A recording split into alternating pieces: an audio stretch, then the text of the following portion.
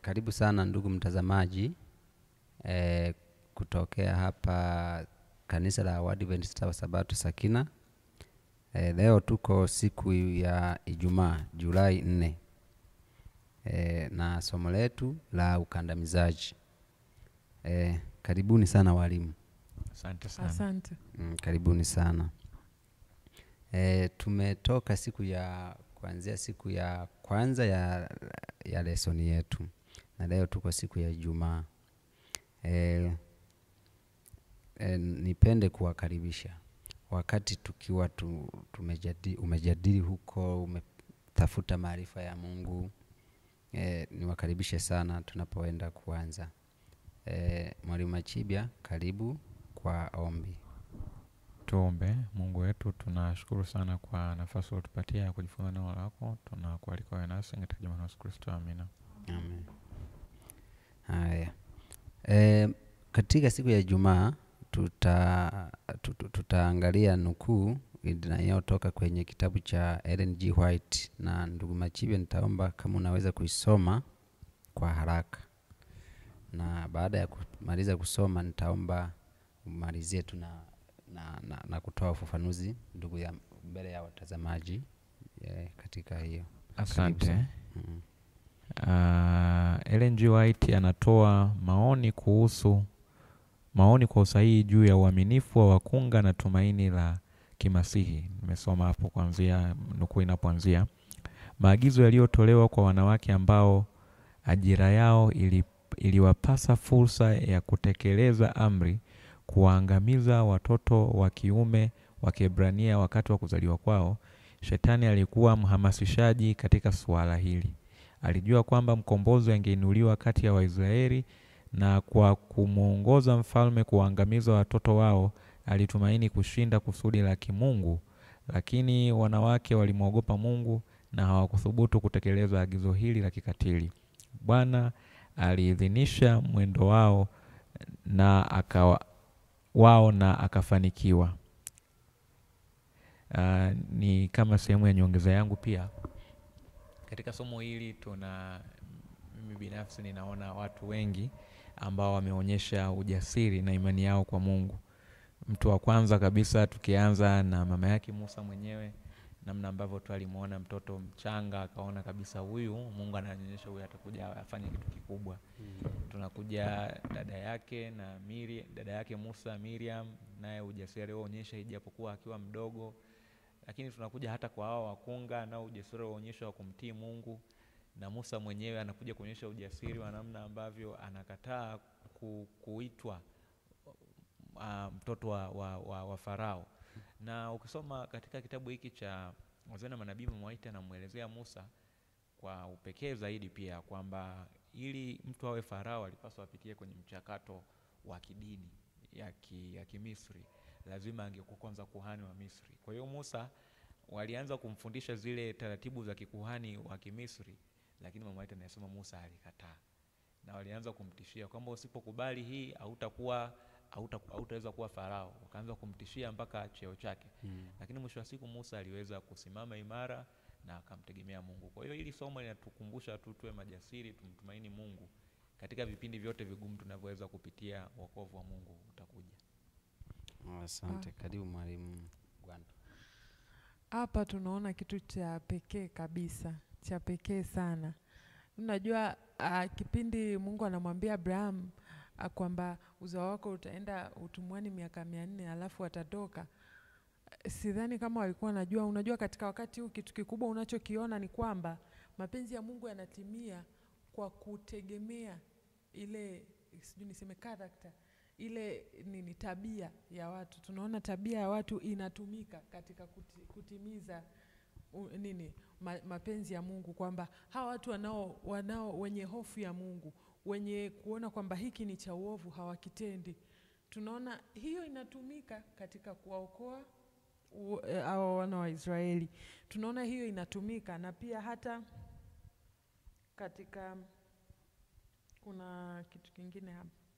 Yaani kuna mambo hapa ambayo tunaona yakitokea kwa sababu tunaona jinsi gani ile ubinadamu unavyofunuliwa na unafunuliwa ni kama vile kumtukuza Mungu, kwamba kupitia hawa watu, kwa sababu wametenda hivi, basi jambo hili litaendelea mbele. Yani tunaona jinsi gani hata hila za shetani zinashindwa kwa sababu hawa watu wamesimama wakafanya sehemu yao.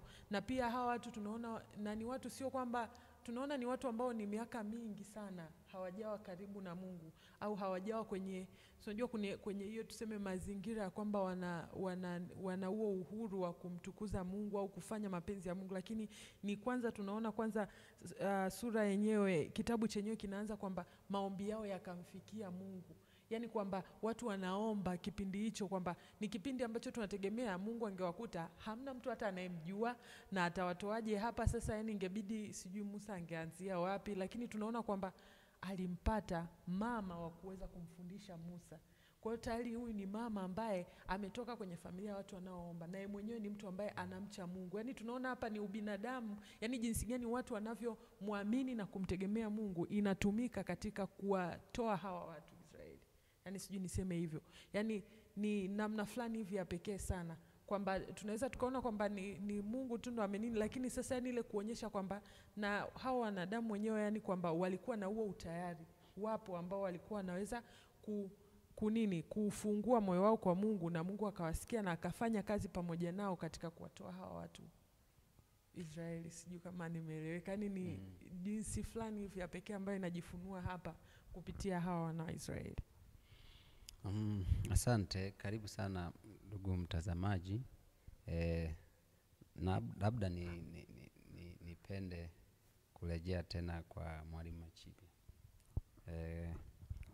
Kama utaweza pia kumalizia kuna maswali hapa ambayo yameweza kuulizwa. Kuna swali moja nimeulizwa hapa, anasema zingatia zaidi maswali kuhusu jinsi Mungu alivyoweza kutumia kitendo kikali cha Musa cha kumuua Mmisri. Naomba tu kama utaweza pia kugusia, na Mwalimu Gwanda kama utaweza pia kumalizia baada ya mwalimu hapa. Karibu. Asante. Tumesoma katika kitabu cha Warumi sura ya 8 mstari wa 28 kwamba katika hayo yote Mungu anayageuza na kutupatia mema. Sijalinukuu kama lilivyo, lakini ndio ujumbe ambao tunapata katika hilo fungu. Mungu huwa anaingilia kati katika kuharibu kwetu, bado analeta neema yake, anageuza mambo yanakuwa mazuri. Kwa hiyo Mungu hakuhitaji kwamba Musa auwe ndio apate nafasi ya kumtumia Musa kuwatoa wana wa Israeli, lakini Mungu akasema licha ya kwamba umekimbia, umeua, bado huko itakuwa ni sehemu ya shule ya kukufundisha miaka 40 uje uwatoe watu wangu. Kwa hiyo hii tu ni kama funzo pia kwa Musa, kwamba Mungu alikuwa hategemei nguvu za Musa za kimwili, badala yake akaenda kumfanya mnyenyekevu huko kuchunga kondoo. Kutoka kuwa mwanajeshi jemedari kwenda kuwa mchunga kondoo, ilikuwa ni badiliko kubwa ambalo lilikuwa linaenda kutokea ndani ya Musa ili kumfanya awe tayari sasa kwenda kuongoza wana wa Israeli. Na ndio maana Biblia inamtaja Musa kama mtu mpole zaidi ambaye hajawahi kutokea. Kuongoza wale watu wa Israeli waliokuwa wamejawa na viburi kama ambavyo tuko leo, ilikuwa sio kitu chepesi. Kwa hiyo alikuwa anatakiwa apitie katika maandalizi, lakini Mungu hakuhitaji kile kitokee, ila Mungu alikitumia baada ya kuwa kimetokea. Asante. Karibu Mwalimu Gwanda, umalizie kama una neno. Unaweza kusoma Wafilipi 4 mstari wa 13. Kama umefika mwalimu hapo unaweza kusoma Wafilipi sura ya 4 mstari wa 13. Mstari wa 13 maandiko yanasema, na yaweza mambo yote katika yeye anitiaye nguvu. Mimi labda nirudie tena katika kipindi hicho ambacho alikuwa anapitia kipindi kigumu. Tunaona kwamba bado alikuwa anamuomba Mungu, kwamba bado alikuwa na nguvu, na bado alikuwa anaendelea kuongezeka, na bado alikuwa anafanya kazi yao kama watumwa. Je, sisi leo ni vitu gani vidogo vidogo tu ambavyo vinaweza vikatufanya basi tena. Tumeona watu hata wakiwa wanatoka makanisani, wanahama huku na kule, anahama amejaribu hiki, ameacha, amehama huku, amehama. Yani mwisho wa siku, yani tunaona yani wao kuwa na msimamo wao, sijui niseme. Maana ni msimamo wao, fikiria miaka 400 bado unaweza kujua huyu ni Mwebrania na huyu ni Mwisraeli. Ni kitu kigumu sana. hapa tu hata yani inawezekana mimi labda nimekuja hapa Arusha, sio mtu wa Arusha, lakini ukinikuta baada ya miaka mingapi huwezi ukajua kama huyu sio hapa na huyu sio hapa. Lakini yani tunaona jinsi gani Waebrania walikuwa wanaweza kusimama bado, yani na hali yao ngumu bado walikuwa wanaweza kumcha Mungu. Yani unajua kabisa huyu ni mtu ambaye anamtegemea Mungu, na Mungu anajua kabisa huyu ni mtu wangu katika hawa watu. Kwa hiyo yani hata katika nyakati ngumu tuendelee kumtegemea Mungu, na tunaona kwamba tunayaweza yote katika yeye ambaye anatutia nguvu. Kwamba katika hayo tunaona kwamba kumbe kuna ulinzi, kwamba shetani hawezi kupenya huko katikati. Hapa tumeona alikuwa tayari kuharibu ili taifa, ili kuharibu mpango wa wokovu, lakini hakuweza kwa sababu hawa watu walikuwa bado wanamtegemea Mungu. Na hicho kilikuwa ni kitu cha muhimu sana katika wokovu wetu, na pia katika wao kutoka Misri. Basi ni hicho tu. Asante ndugu mtazamaji. Basi ndugu mtazamaji, tumefikia mwisho wa wiki hii. Tunakukaribisha sana katika wiki inayofuata, na karibu sana tunapoelekea kuomba. Basi Mwalimu Gwantwa, tunaomba tupatie ombi la kufunga. Tuombe. Nakushukuru wewe Mfalme kwa masomo haya ambayo umetupatia siku ya leo na wiki hii.